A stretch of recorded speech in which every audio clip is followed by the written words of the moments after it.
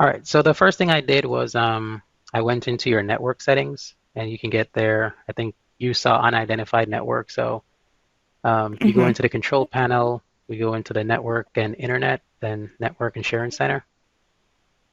And once you're here, you see you do have your school network, which is internet there, and then you have the unidentified network. So that's why Right. I'm not certain if it had anything to do with the internet because you can see the internet is on a separate adapter. Does that make sense? It's completely separate.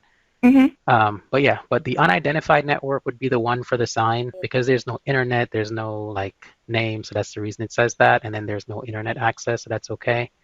But then we go to Okay. Ethernet, properties, and then IPv4, and then Mm-hmm. properties. And these are the settings we want to verify that's there. So All right. 192.168.1.127. So if you wanted, you could write that down, or I can send you a copy of this Yeah, that recording if I you wanted actually as went well. through these steps several times. Okay, you put them in? Mm-hmm. Okay, that's odd because when I went on there, they were empty. So I'm not sure. Maybe the last time I is noticed when. that. Okay. All right. So once we put that back in, then we'll go OK, and then we can hit close. And then the next thing I would normally check is to see if I'm connecting with the antenna, if I could read it. And I couldn't read it. That's the Okay. reason I asked you, okay, what lights were you getting? And that's how we got to, okay, let's unplug that device there and then plug it back in. And then to test if the antenna is connecting though, you could go into your command prompt. So just type CMD on your thing, command prompt.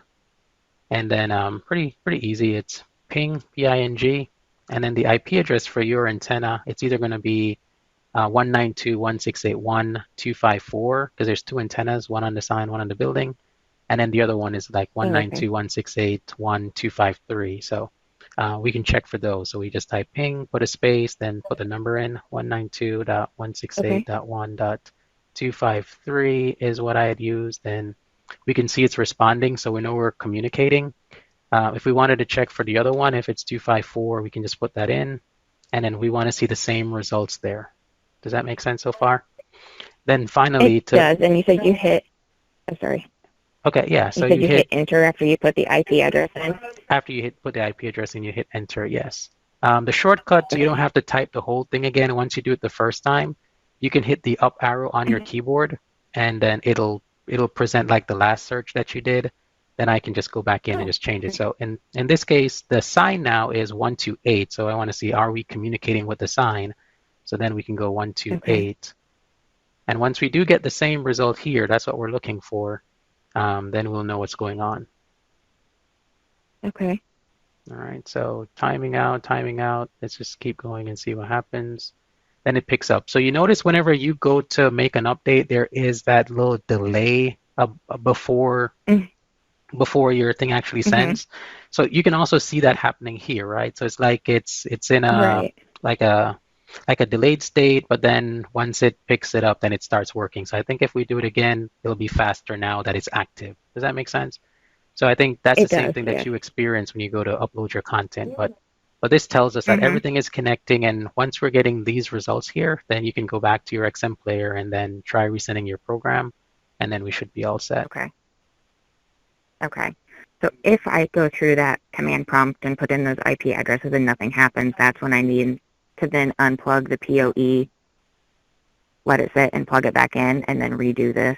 That would be my first step. And the reason I do Okay. that is because you don't have the antenna inside. Like normally you can look Mm-hmm. at the antenna and you can see what lights it has. So there's going to be a power light, a land light, and then some signal lights. So you can actually Got look you. at it and see what it's doing. But since it's outside, doing the command prompt is helpful because you don't have that visual cue just to look at. Does that make sense? So that's the reason I did that. Okay. It does. Yes. All right. So did you have any All right. questions? What's your thoughts? No, I do not. I wrote all that down, so hopefully in the future we can troubleshoot this ourselves.